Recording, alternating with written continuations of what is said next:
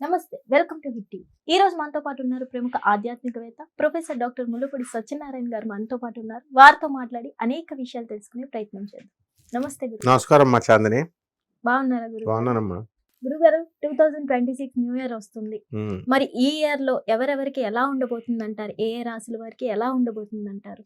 ముందుగా మనం ఈ 2026 కి మన ప్రేక్షకులకి, మన ఫాలోవర్స్ కి అందరికీ కూడా మనము నూతన సంవత్సర శుభాకాంక్షలు చెప్దాం. అలాగే ఈ సంవత్సరం అంతా కూడా మనకి శని వక్రించి మేన రాశిలో ఉంటాడు. ఫిబ్రవరి 13వ తేదీ 2026లో మేష రాశిలోకి వస్తాడు. మళ్ళీ ఆ తర్వాత జూలైలో మళ్ళీ వెనక్కి మేన రాశిలోకి వెళ్ళడం, మళ్ళీ అక్టోబర్లో రావడం, ఇలా ఉంటుందన్నమాట శని ట్రాన్సిట్. ఇక గురుడు వచ్చేసరికి మిథున రాశి నుంచి 2 జూన్ 2026 సంవత్సరం తర్వాత కర్కాటక రాశిలోకి వస్తాడు.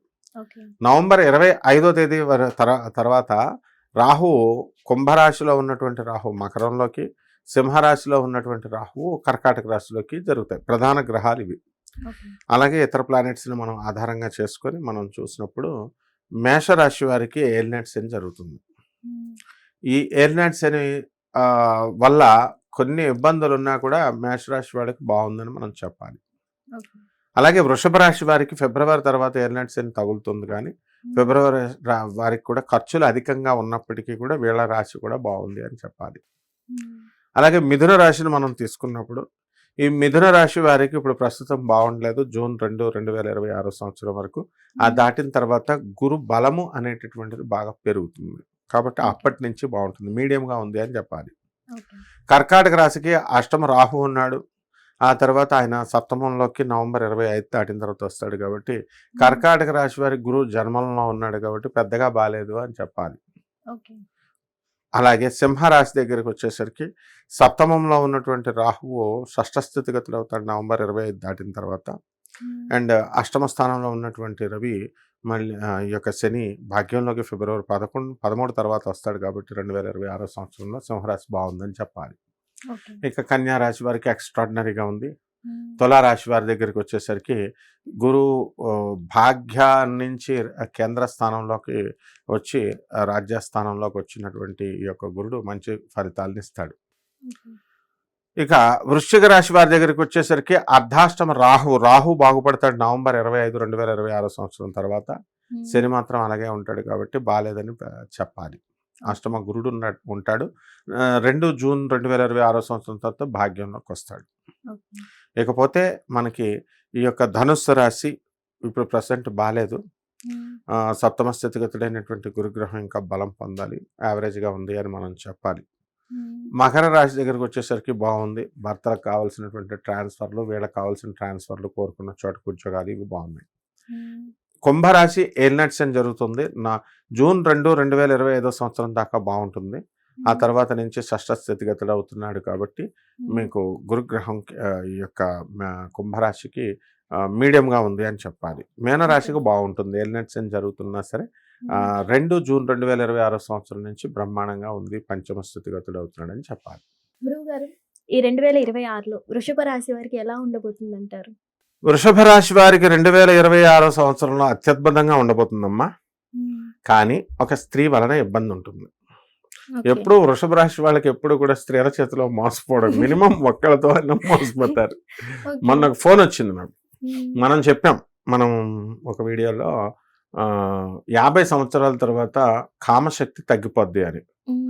అంటే ప్రతి ఆర్గన్ పడిపోద్ది కదా, ఇప్పుడు జుట్టు తెల్లబడిపోద్ది, పళ్ళు ఊడిపోతాయి.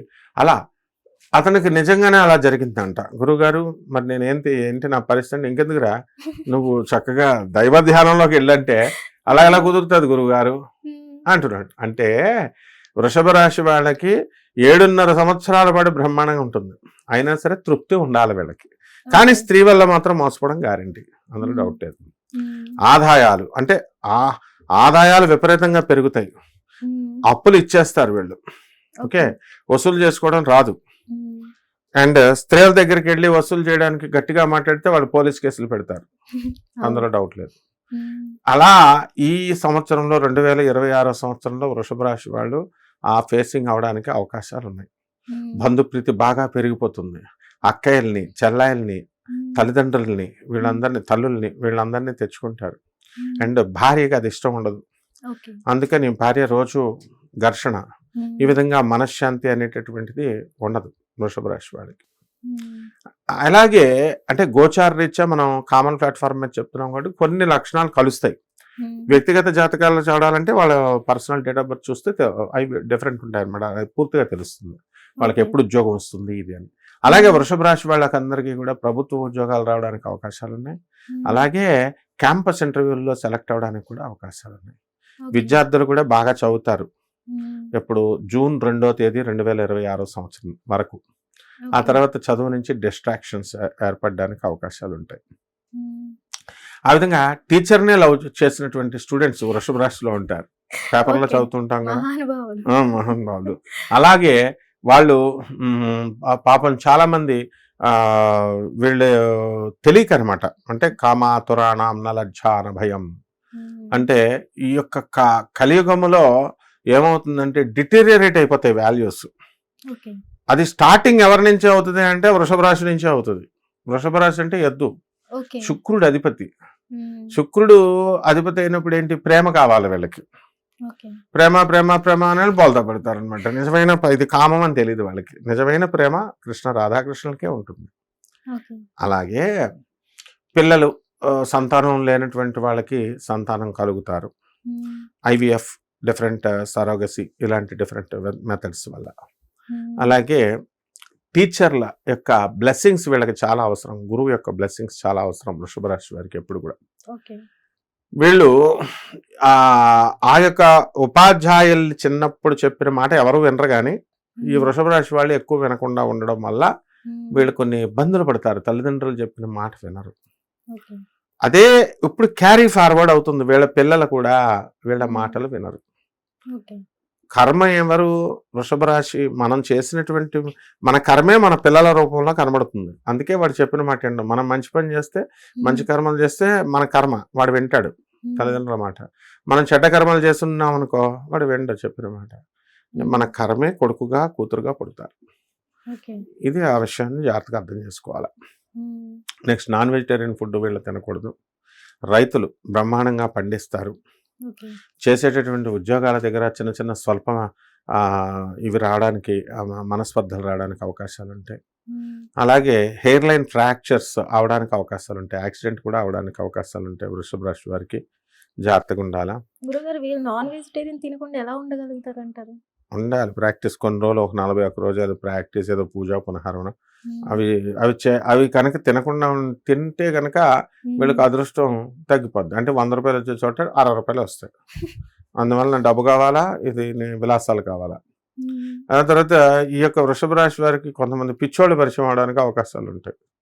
వాళ్ళు వదలకుండా ఫోన్లు కొడతా ఉంటారు అనమాట. వీళ్ళు బ్లాక్ లిస్ట్ లో పెట్టేసినా కూడా వదలకుండా ఫోన్లు కొడతా ఉంటారు. అమావాస్యకి అటువంటి వాళ్ళు తగలడానికి అవకాశాలు ఉంటాయి.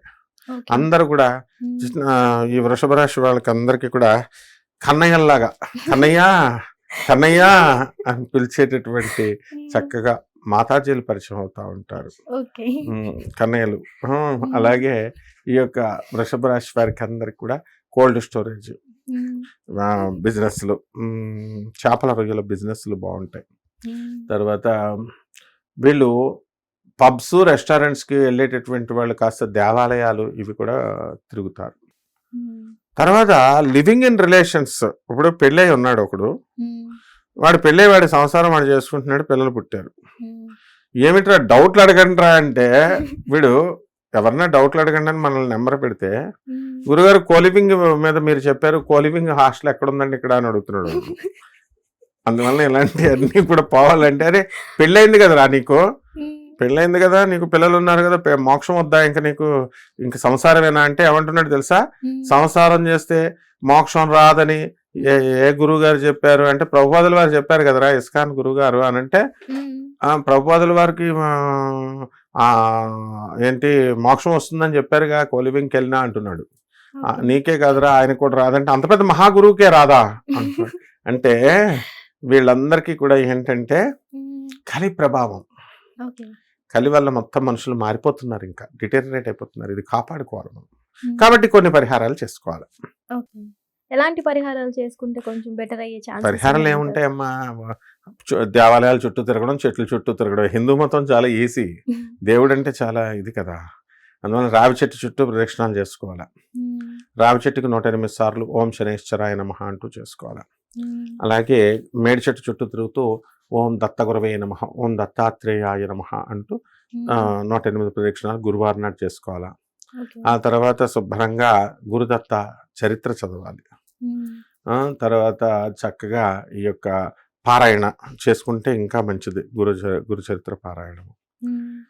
అలాగే మనకి ఈ వృషభ రాశి వారికి అందరికీ కూడా అర్ధాష్టమ కేతు బాగా ఏడిపిస్తున్నాడు. అస్తమానం సుసైడ్ చేసుకోవాలా అని అనిపిస్తూ ఉంటుంది మనసు. రా దా దా అని సౌండ్లు వినబడతా ఉంటాయి నిద్రపోతున్నప్పుడు. అందువలన కేతువుని శాంతపరచుకోవాలా, కేతు జపం చేసుకోవాలా, కేతు స్తోత్రాలు చదవాలా, కేతు కిలోంపావు ఉలవల్ని ఆ ఆవుపేట రంగు ఉన్నటువంటి వస్త్రాలను ఇచ్చి పేద బ్రాహ్మణులకి సోమవారం నాడు ఉదయం 7 గంటలకి దానం చేసుకోవాలి. ఈ విధంగా చేసుకుంటే సరిపోతుందమ్మా. ధన్యవాదాలు. ధన్యవాదాలమ్మా.